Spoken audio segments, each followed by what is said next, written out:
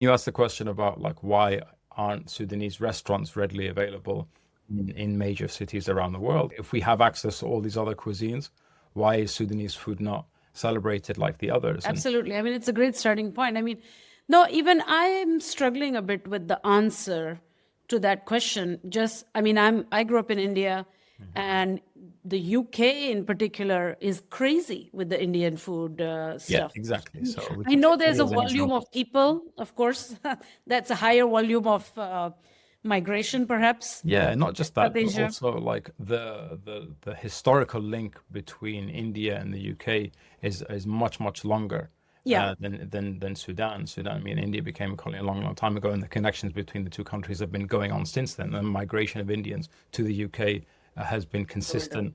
Yeah, yeah, for a long period of time. Therefore, like the British were kind of maybe more exposed to Indian foods, and then kind of fell in love with Indian foods, and then they have like many Indian restaurants and different types of Indian yeah, restaurants yeah, across England.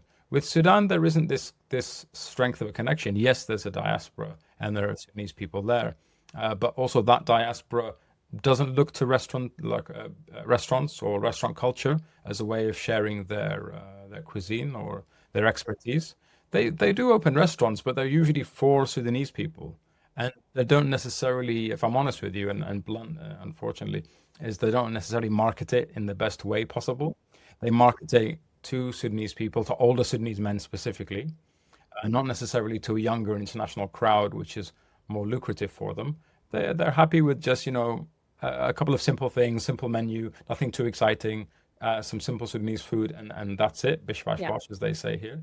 Whereas it needs restaurants need some flair. They need a lot of marketing, and you need to really work at the menu to make it accessible to people, make it exciting and interesting. And that's Yeah. what Sudanese in the UK unfortunately don't have.